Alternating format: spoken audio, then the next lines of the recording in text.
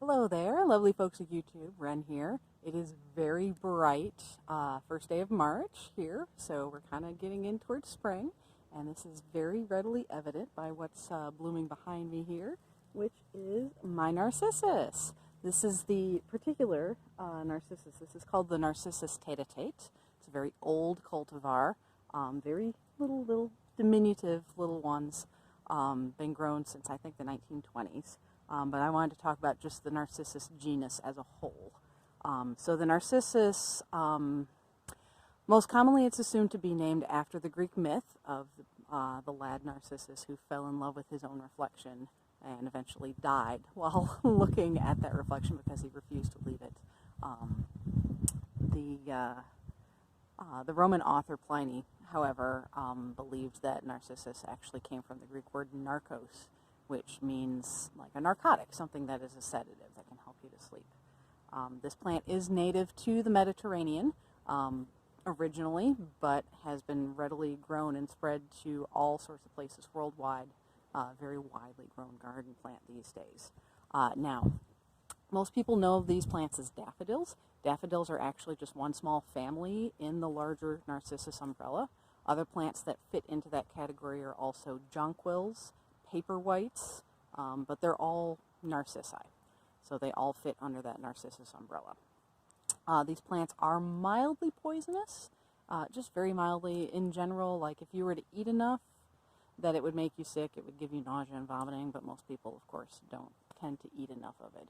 It's a real danger. So what is interesting about this plant is that it is one of the modern sources of a medication called galimantine, that is used for the treatment of Alzheimer's. It's an acetylcholinesterase, so that helps to kind of prevent that plaque building from Alzheimer's. So that's an interesting little modern medicine fact there.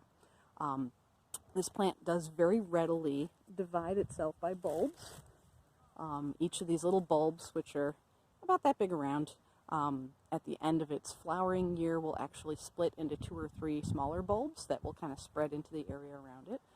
So this plant, this one in particular, the tete-a-tete, because it's so small, is very good for naturalizing, which is basically you plant them under a lawn or something like that, and then they grow up in the spring and help that lawn look like a natural meadow. It's a really nice effect. They can also be grown from seed. A little more difficult, though. It's so much easier to just get them to grow by bulb propagation and to just buy the bulbs and let them spread on their own. Different narcissi will spread at different rates. This tete-a-tete is famous. One of the reasons why it's still widely grown today is because it so readily divides itself and spreads. This is actually what my, you can see I've got this big mat back here going all the way back several feet. This is actually what it looks like after I dug up and took out about half of the bulbs that were there and shared them with a friend. So yes, very readily spreading. These bulbs are usually planted in the fall. The ideal time is after the first frost, but before a hard freeze. So where that falls depends on where you are in the world.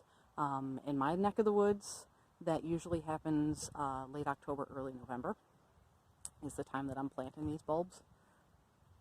But it'll vary depending on where you are. They do, of course, planted in the fall. They will come up in the springtime. Tend to bloom at different times depending on what species you have. Tete-a-tetes are one of the earliest blooming ones that I have. I have other actual daffodils in other parts of my yard that are later blooming, so you'll see them later on in the year, but these are one of the first ones to pop up. After they bloom, this foliage will continue to hang on for several weeks afterwards. You want to make sure that you don't cut down the foliage even after that bloom is done. It may start to get kind of tattered looking and wilty and weepy looking. You still want to leave that in place because that foliage is building up the food stores that it needs for next year's bloom and for dividing itself. So leave that foliage in place. Some of the larger ones, you can actually do something called tying down the foliage, where you literally take it and you just kind of tie it in a very loose knot and leave it in that little knot sitting there.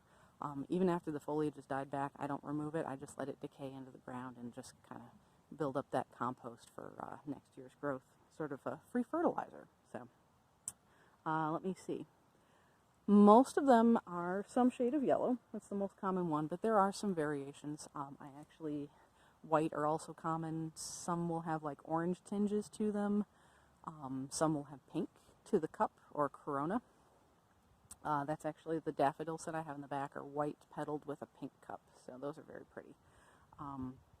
So they all have the same flower shape though, which is the 6 star-shaped sort of like petals around that central cup or corona. I keep using that word corona, and I know that may freak people out because everybody's really whipped up into a frenzy over the coronavirus right now. Corona just means crown. It's from the Latin word that means crown. The coronavirus is named as such because when you look at it under an electron microscope, it looks like a crown. So let's just drop that. The word corona is fine. Viruses, maybe not, but corona is fine, okay?